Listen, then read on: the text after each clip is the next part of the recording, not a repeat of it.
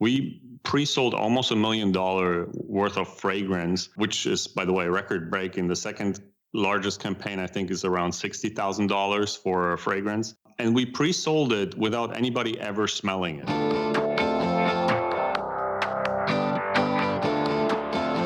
Hey, my name is Felix Tia, and I'm the host of Shopify Masters, a weekly podcast powered by Shopify, the easiest way to sell online, in person, and anywhere in between.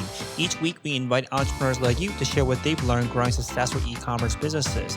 In this episode, you'll learn how to turn an influencer business into a scalable product business, what this business does to get a 30% repeat purchase rate, and the pros and cons of working with family members. Before our show, I wanted to tell you about our free store setup guide. If you're new to Shopify, in the process of setting up your store, or wanting to fine-tune it even more, our team has created a free step-by-step guide to show you how to make your ideal store a reality. For the complete free Shopify store setup guide, visit shopify.com/guide. Today, I'm joined by Camille Bank from Fragrance One. Fragrance One creates the highest quality fragrance for any situation, so you can get endless compliments throughout your day. And was started in 2018 and based out of both Germany and Florida. Welcome, Camille. Hey, thank you. Thank you for having me. Yeah, so before Fragrance One started, tell us about the backstory about how you and your brother kind of started this business and the idea behind it. Yeah, so it kind of started on a very different end. I started, my background is in industrial engineering. And after graduating from university, I moved to Hawaii out of all places. And then my brother, he's 4 years younger than me. He came out to visit me and he kind of got inspired by the American lifestyle, even though I was kind of a beach bum at that time. But he saw the possibilities. So instead of going to university, he started even earlier than me to become an entrepreneurial type. And then I think it was around 2014 when he started, after many other things, a YouTube channel that revolves around fragrances. So that's the initial seed that was planted back then. That's amazing. So when the YouTube channel got started, did it take off quickly? Like what was the kind of growth of the channel? Yeah, that was actually surprising to me because I was following some YouTubers back then already, and I thought it might be really difficult, even in 2014. I'm not even talking about today, to grow a channel organically. And he did find a formula that kind of set him apart, and that was that he was focusing on people's reactions to the compliments.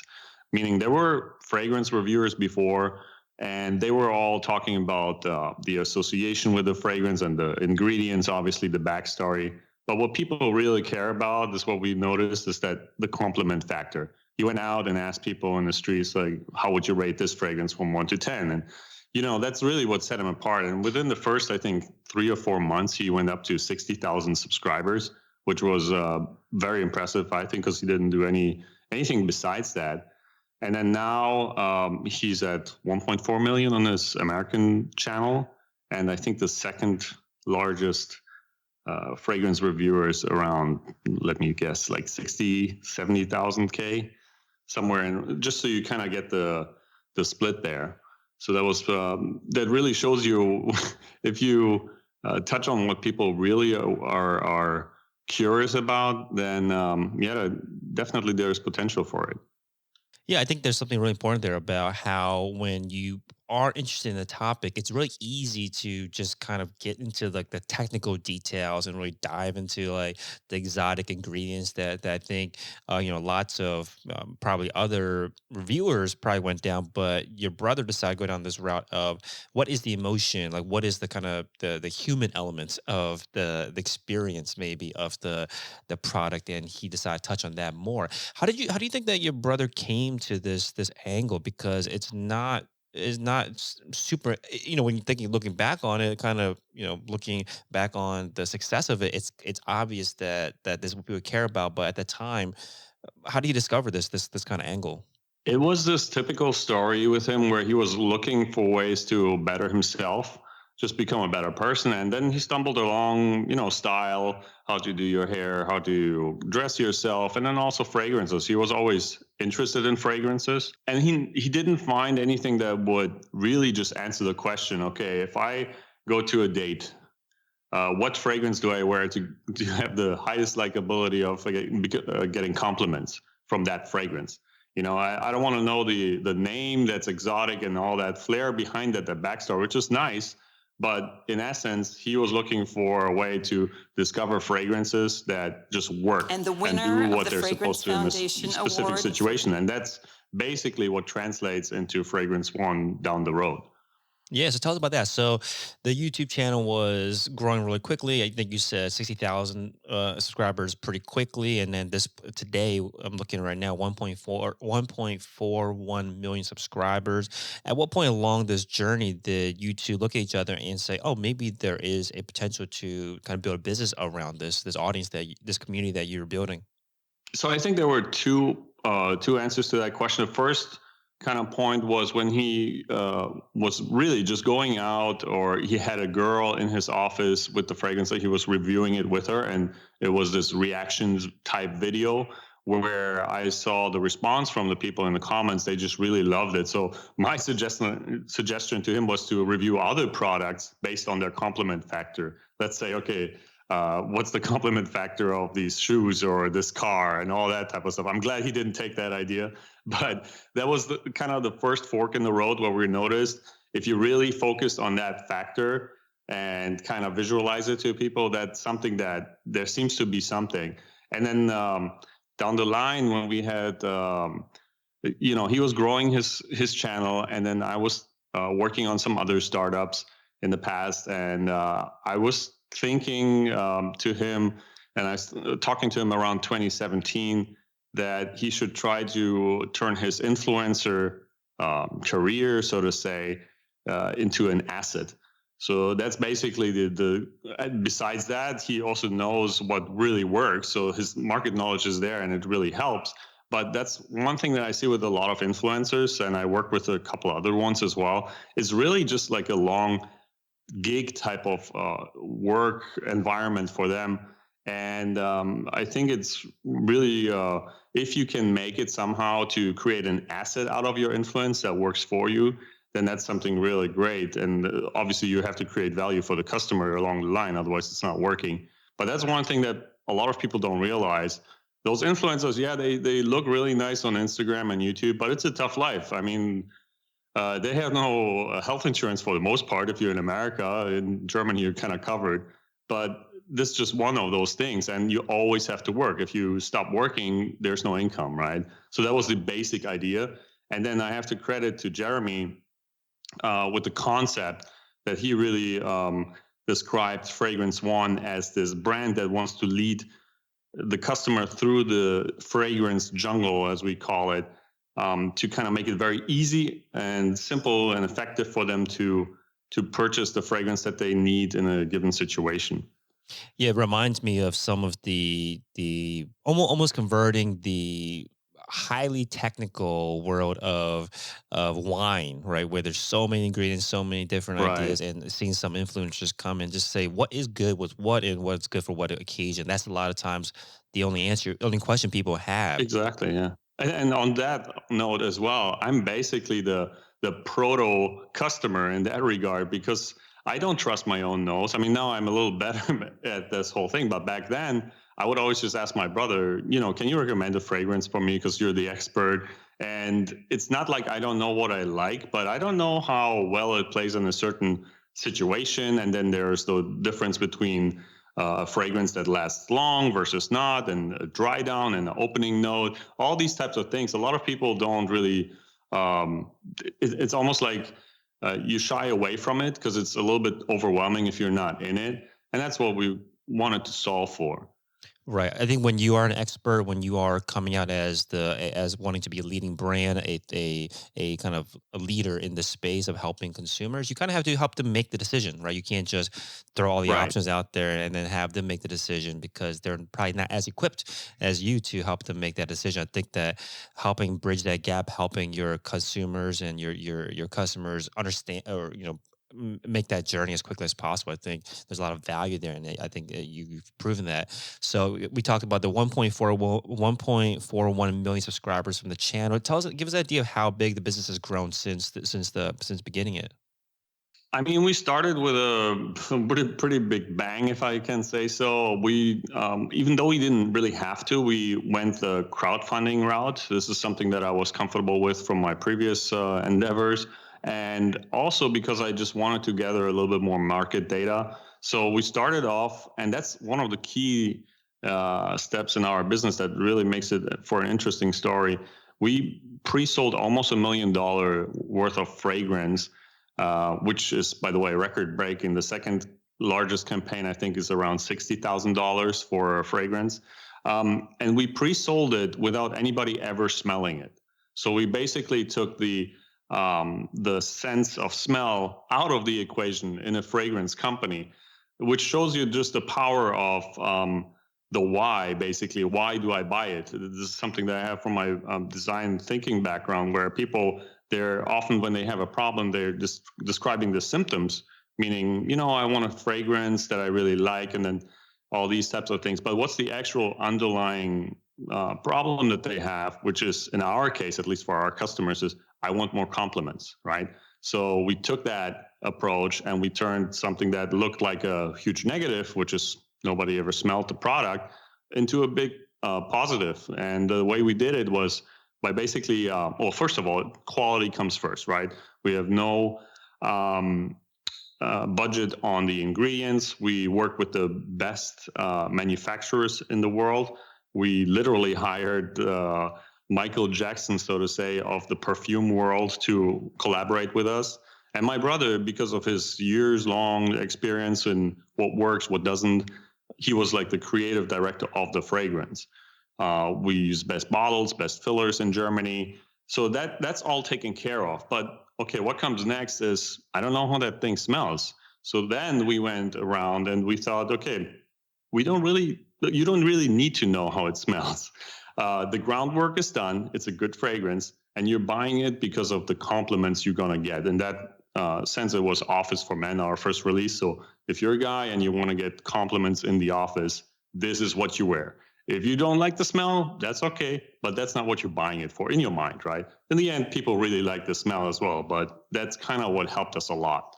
Got it. Okay, so I think there's a couple of things here too that you've answered that I really want to unpack. So you mentioned first understanding why your consumers are buying a product. What is the problem that they're trying to solve? How did you understand that? How did you? Because that's like a big step that think that can be missed and kind of lead you down the wrong path for a long time. How did you guys discover that the reason that it was compliments that people are looking for? Right. It was basically based off of the response from people to the YouTube channel and the social media channels before that. So we were really thinking about how to create a brand that kind of incorporates the secret sauce that really set Jeremy Fragrance apart from all the other fragrance reviewers. And then we tried to put that into a business idea. Got it. And this idea of the first launch of the product on Kickstarter, Office for Men, how did you know to focus on that specific market, that specific use case? So, Office for Men is a very long lasting fresh fragrance, which is kind of a safe bet. Everybody likes fresh fragrance, right? The problem with that often is that they don't last very long. Ours last so very long. And we just try to create the best product in that category with a very simple description. That's why it's called Office, right? Very simple. No like extravagant wording or anything. And I'm also, I have to credit my brother that he didn't really put more ego into the first scent, because, and what I mean by that is, he didn't make a twist to kind of make it very recognizable to be him. He really focused on the mission of that fragrance. So he worked with Alberto Morias, who's the perfumer. He was working on like all kinds of fragrances that, the CK1, Dolce & Gabbana, Armani, Bulgari, all that type of stuff. And usually those big brands, they just hire a perfumer like this guy and just give him free range. But my brother, I don't know how he did it, but they had literally like 40 to 50 feedback loops to kind of improve the fragrance to what he wanted to, hone in on. And that's what it was in the end. So that's why we went with the fresh fragrance, because it was really a compliment getter that lasts long. And yeah, and that was before before COVID. So now we are kind of having this internal joke where we call it home office for men. I like that. So once you knew this problem, right, that your customers wanted more compliments, the next step is how do you convince the backers in this case for Kickstarter that your product was the right answer to that problem of wanting more compliments? What elements did you put into the campaign that demonstrated that this was the right choice for them?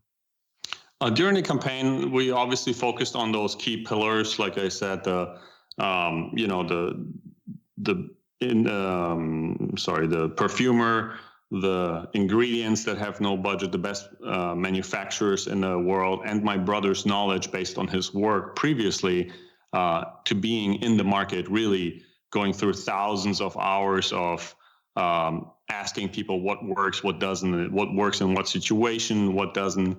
And so this package basically eliminated a lot of the questions that people would have prior to backing a campaign like that. So you really make them feel comfortable. Like if you try to answer all the questions they might have beforehand, and then you make it easy for them. And those questions, like, how did you know those are the questions? Like, was it just, what kind of research were you doing to understand that these were probably questions that needed to be answered on the campaign? Right. So, I mean, for us, maybe it was just because we're kind of in it, but it seemed very simple. What is somebody asking, right? I mean, first we're looking at our demographics of our audience. So that basically puts the fragrance into a certain price range that we can get away with that makes sense. And what can you do with that? And then also the obvious thing is a lot of people ask when you thinking of buying a fragrance, you ask, will I like it? But the thing is, you can't answer that question unless you smell the fragrance. Even, just to be honest with you, even I didn't smell the final version because I was in New York at that time, and my brother was in Switzerland working on the final version of the product. So we eliminated this basic question of, do I like the fragrance? And we transformed it into, do I want compliments, right? And I'm willing to trust Jeremy and his experience with that. And that was basically the number one question that people have when they buy a fragrance, right? Do I like it? But it's not, do I like the fragrance, but do I like what it does for me? Makes sense. Now, this all started because you had mentioned that you were talking to Jeremy about how do you turn this influencer career basically into an asset. You had mentioned that a lot of influencer or their job is it feels like a long gig. And I think it's really insightful way to put it, where it's kind of a you're always working for a paycheck, and when you stop working, you stop getting paid. And the first step was to turn it into an asset. What were the very first steps here? Because once you have a community, once you have a following, how do you even know what I think maybe in this case it makes sense, right? Fragrance influencer, create your own fragrance, but were there other steps involved to determine that what kind of business to start, what kind of product to sell? Yes, I mean, I always like to start with something that's called a business canvas when I work on a new project. Maybe some folks can look this up. It's basically one sheet that visualizes the entire concept that you can adapt over time based on your findings. You kind of make a suggestion of what you want it to be, then you question yourself and all your resources that you have, and then based on that you adjust it, and then at some point you really have to get moving. But one crucial thing that I can really recommend is and like you said, it's already been solved because of his influencer arm. When you start a business, you always have to either have your own audience or work with somebody or some entity that owns your customers. Because I find it's easy to put ads up online and think that you'll build an audience just like that, but it costs a lot of money and time if you really want to do it from scratch. So that's why I always recommend working with someone in some regard that already owns your customer base in some form. Makes sense. So one thing that you had mentioned to us was that when you were going through these iterations for creating the product, you said that Jeremy went through 40 feedback loops. Was it all done with him, or was there some kind of like beta testing group that you also ran as against? Like, what were the steps to kind of create that final product? Yeah, so usually from my background, I'm always used to this lean approach, where you don't build something until you test it a couple times. But unfortunately with this thing, but maybe for the better, we completely relied on Jeremy's experience, which is something that you really have to know what you're doing because obviously you're putting a lot of time and money on the line. But in this regard, it was something that we really just wanted to get through this way because of his experience. And also, when you're trying to help your customers with finding something that they need in a specific situation, it might not be the best to get too much feedback, especially with something that's so subjective like a fragrance, because oftentimes what can happen is, again, people might not really focus on the mission of the business, which is to get people compliments versus, hey, I like this smell. Maybe I don't like this smell. And, you can never really satisfy everyone, but if you try to, then you won't satisfy anybody. So that way, we didn't do this the lean way. We really had Jeremy and Alberto Maria sit together, and they were just going back and forth, doing the feedback loops. Got it. So after a Kickstarter, this is as a Kickstarter campaign, almost 1 million pre-sold. What were the next steps to getting to fulfilling on those all those orders? Yeah, that was one of our biggest struggles, to be honest with you, because Jeremy wanted to have worldwide shipping, which is kind of a pain when you're working with a product that contains alcohol. It's a dangerous good, and we had a lot of hurdles to jump over. And oftentimes we had to pay on top of what we didn't make a lot of money with the Kickstarter campaign because of that, because we had a lot of duties to pay. Obviously, in certain countries, they don't let you fly in that stuff at all unless you have the right documentation. So and we were really trying to run before we learned how to walk in a certain way because we wanted to push ourselves. And we just knew that because fragrance has a big margin compared to other products, it has to be possible. So we'll figure it out when we get there.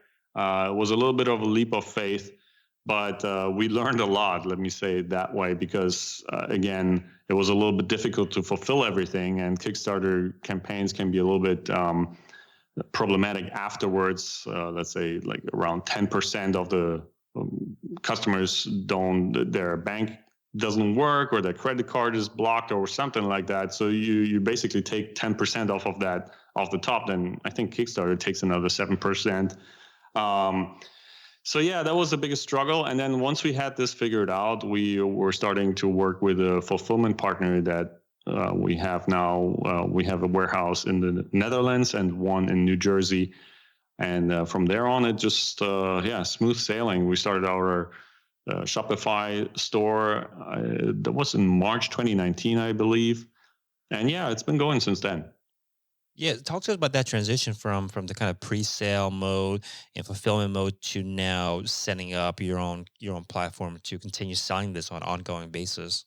Yeah, so we treated it like two separate projects, basically, because you have different obligations to the backers of a campaign, even legally, but just morally as well. And just logistically, we just wanted to have this finished off.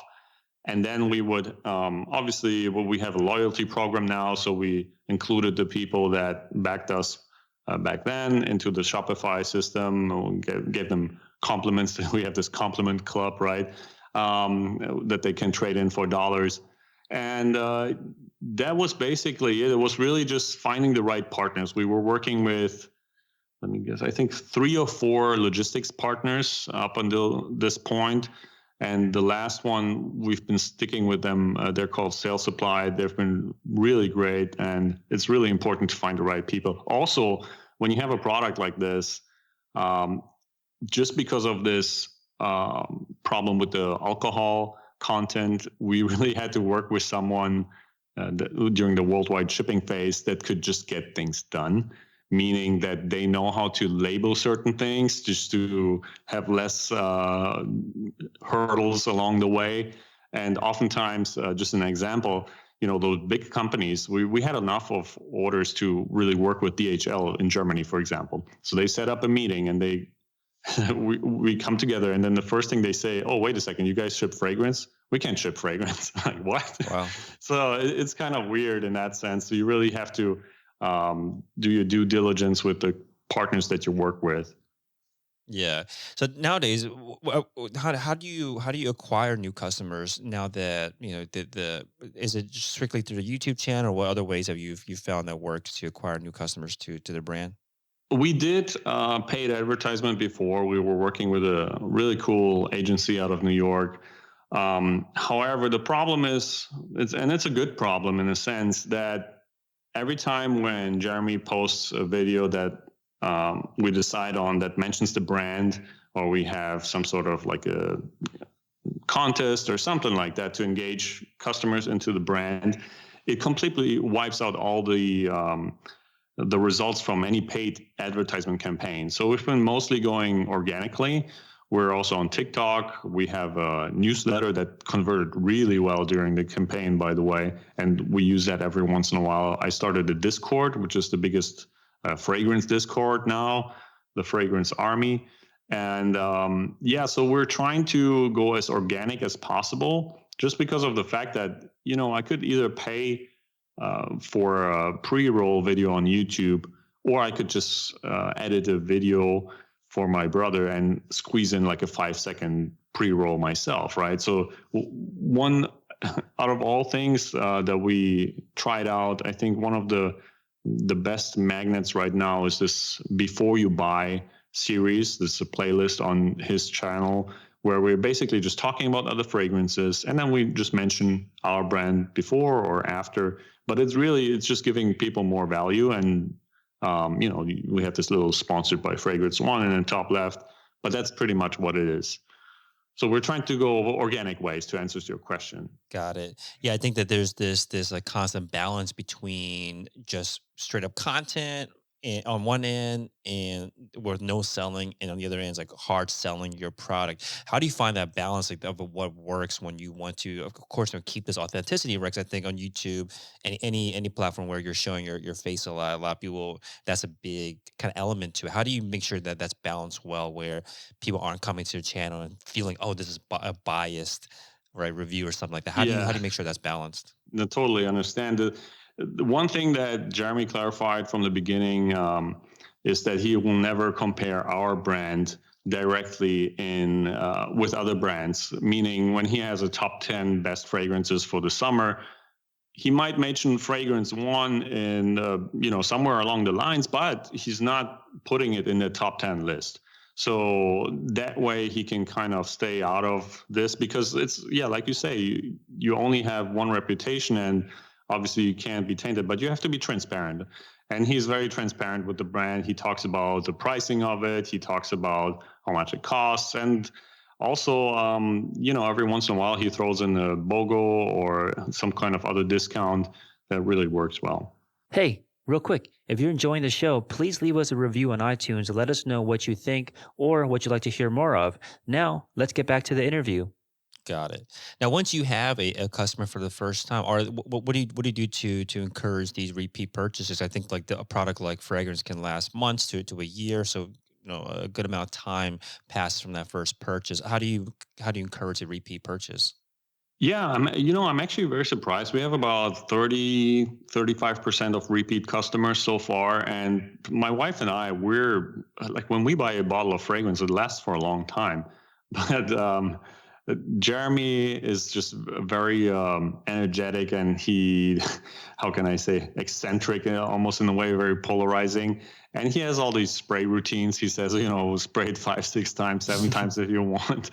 So the bottle ends up fast. But we're always keeping the people engaged. And also we're not shy with discounts and all kinds of announcements. We released a lot of fragrance in a short time. We have, I would say, 6.5 products. One is a deodorant based on the office, which is a lot because we're only in the market for a couple of years, right? And every launch is quite expensive, and usually brands take much longer. They just refine what they already have. They reformulate it in a certain way, but we really we give our customers something new every once in a while, and they're always excited to kind of stay on track. And obviously it's important to just stay on their mind, and that's why I like those content pieces like the before you buy videos, because that always reminds them, hey, this is, I was interested in that fragrance, and Jeremy also has his own thing, so I might check it out, see what's going on.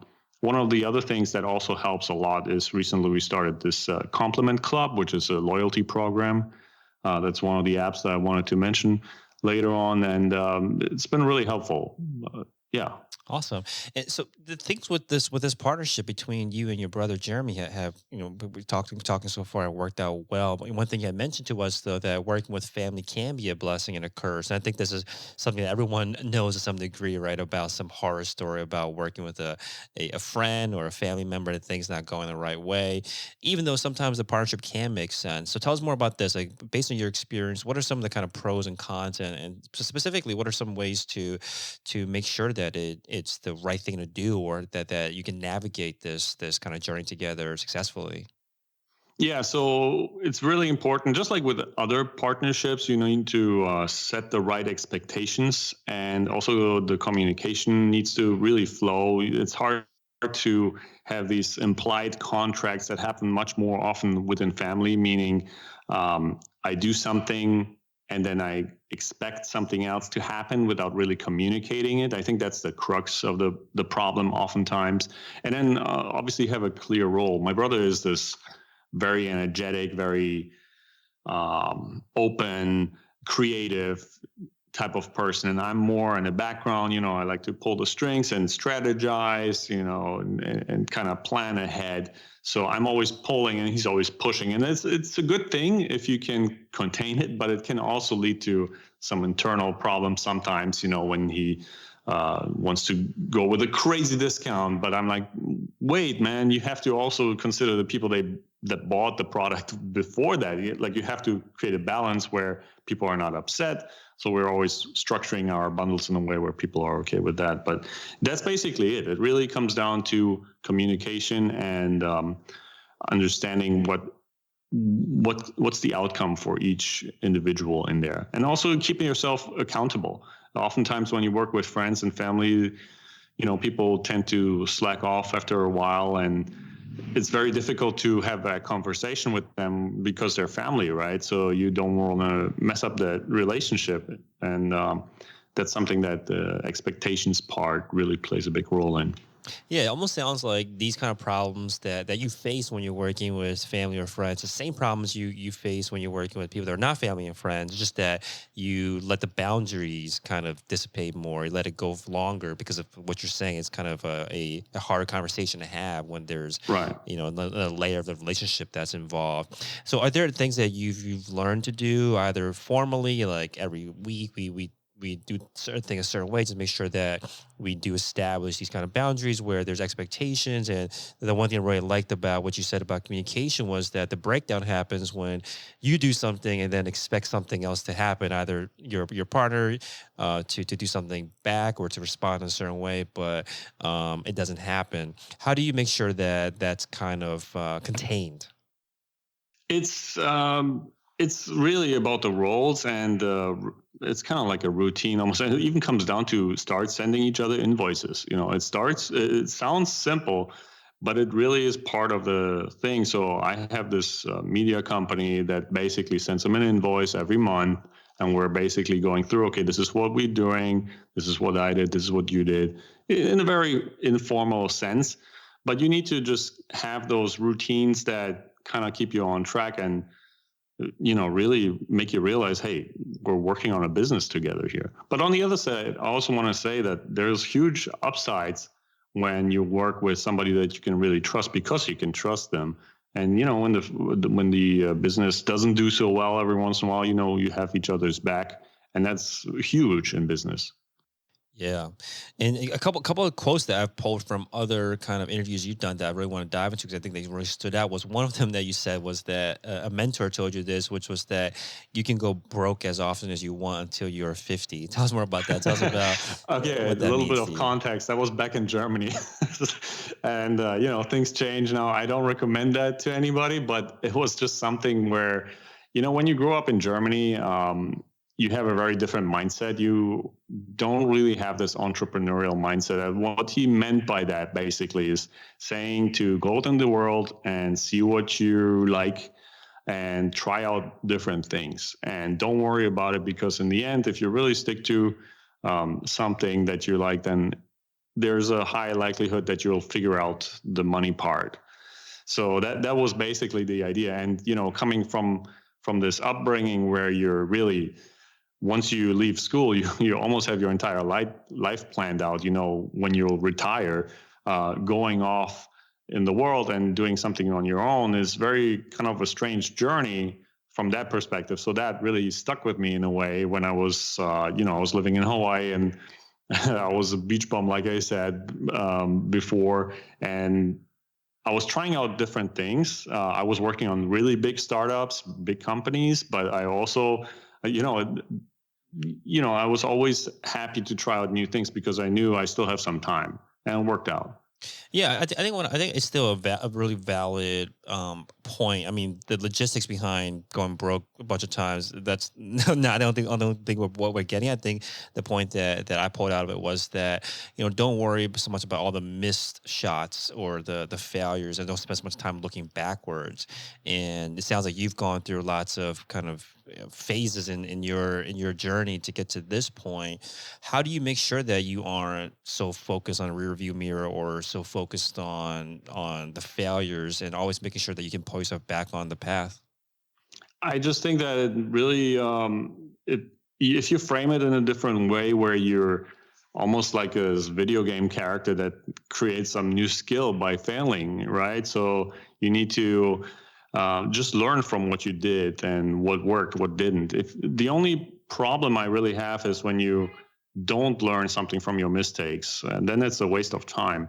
And that's really how I frame it, and that's why also I would not want to change anything that happened in the past, because it really led me to where I am today. So it's really something that's important and it's valuable. You can't get to your finish line without hiccups. That just doesn't happen. Yeah, I think that the idea that this is not it's not the end of the story each time too is important. That, oh, this failure is not the end, right? That you have all these other chances. And one thing you also had mentioned in previously was about how you make sure to surround yourself with the people that you want to become. Tell us more about that. Like, what does that mean for you? Yeah, it's really that simple. Just an example. When I moved to the States, I never really spoke English before. It's a very simple example, but I learned it in school, right? But speaking it and applying it is different than just learning it. So I was a student, and there was a lot of other German students, but I would never hang out with them outside of school because I really wanted to learn how to speak English properly. And I still try to keep a little bit of my German accent, but I think I did pretty well compared to my other friends from Germany that would just hang out with other Germans, right? And that's just based on language now. But the same thing really applies to any other area in your life. If you want to become an entrepreneur, then join networking meetings with other entrepreneurs. I worked on a startup ecosystem in Hawaii back in the day, where I would meet with a lot of VCs and people from Silicon Valley and from China and all that type of stuff. So really, it's that simple. If you want to become someone, or you have this persona with a certain skill set that you like to approximate yourself to, then just try to reach out to those people and try to also create some sort of a value exchange, not just hanging out with them, but there's always something that you can do that they can't, and you just have to figure out what that is so that you're becoming part of that group. Makes sense. I think a big part of it is just one other thing you mentioned too is around how there really is no magic trick, right? There's no secret way to getting to your goals, and that what I get out of that is that there's you just kind of have to work at it. Tell us more about that. Like, what are some things that obstacles that you had faced along the way where you're like, this is pretty a pretty big obstacle, and like, what are some examples of things you've done to kind of figure it out? I think that a lot of times in today's world, people are really looking for the shortcut type of approach to business. And I'm not saying that you can't be lucky or anything, but counting on that is a little bit difficult. So I would just really, I'm not a big fan of working hard, but I'm a fan of working smart. So what I mean when I say there's no magic trick is that really everything, especially in today's world, is available to you. Especially, I think people should read more books and biographies, especially because that basically helps you go through the journey of somebody else and avoid some mistakes. Maybe you get inspiration from what they did. So that's that. When I mean there's no magic trick. And what was your question about the? Yeah, just some examples of things that you just kind of that seem like overnight successes maybe for you, or obstacles that you had overcome by just kind of figuring it out. I mean, some of my previous projects that I worked on, some of them had included like a gadgets that we put also on Kickstarter and all that. And we were working on. We didn't really build them, but we were more like a front for another manufacturer to sell it, and that was almost something that felt too easy, and it was in the end because you don't really have any say about the manufacturing process and the quality control and all that type of stuff. So it might seem easy, but then there's a hiccup because the product hits the customer, and then you're basically just sitting there and you can't do anything because you're the face of the company. And that was one of the things that that I wouldn't do again, and that's why I'm happy that we're with Fragrance One. It's just not just Jeremy's face on something. We're sourcing every little detail of the product. And yeah, does that answer your question in that regard? Yeah. So I want to talk a little about the website now. So you had mentioned to us that one of the key features of getting customers return, I think, is with the loyalty program. Tell us more about that. What apps are you using, and how do you use them? The loyalty program is relatively new. We're using the one that's called Smile Rewards. It has a really nice interface. I like how you can set up what people get rewards for, and you know how you can kind of convert we call it, the currency is compliments in our store, which kind of makes sense with the brand. Yeah, so we've been doing pretty well with that. Although the biggest impact that we had in terms of apps was really the bundles. That made a lot of sense because, like I mentioned before, our fragrances, we know they're relatively pricey, especially for our audience that comes with Jeremy's subscribers. But we try to, since it's a direct to customer business, we're happy to give discounts here and there. So when you're following the brand and following our social media outlets, then there's always a good chance that you'll be part of like a giveaway, or maybe you get like a buy one get one free, and that's also enticing for people to kind of stay in touch with us on Instagram or somewhere else. But yeah, the bundles was a big deal because that basically helps in the justify spending a couple of $100s on a couple of products in that regard. And for that we use the one from Thematic. And UFE, cross-sell and upsell, is something I just started a couple of days ago. I really like their interface. I was always wondering why you guys at Shopify don't have a bundle function that's integrated. Yeah, it's interesting. I've been hearing more and more from entrepreneurs that are doing this, like bundling being the difference maker. That I think, especially when it comes to products that people maybe don't have as much knowledge as possible, that they just want an answer. Okay, what's everything that I need to Mhm. to solve this problem, and you've pieced it together for them. So tell us more about like how you decide to bundle. Like what is it, putting together all the products? Is it putting together specific products? How do you know what to bundle for your customers? We just it depends on whether there is something like Valentine's Day or International Women's Day, or maybe a date bundle where we have the date for men and night for women fragrance put together. So it's more situational. How can people apply it? What makes sense in their eyes? We also have fragrance candles. One is called Movie Night, and then we have the date for men, the night for women, and the movie night candle, right? So those are kind of the thought processes that go in when we decide on a bundle. And we're open for suggestions on the Discord, for example. We are asking people and we get all kinds of requests. And we had a couple of bestseller bundles that were generated by our community. Amazing. So fragrance.one is the website. And I'll leave you this last question. What would you say has been the biggest lesson that you or that maybe the company has learned over the past year that you want to apply moving forward? I can't stress enough to really figure out what the customer is trying to solve. And that's been said oftentimes before, but it's really so important.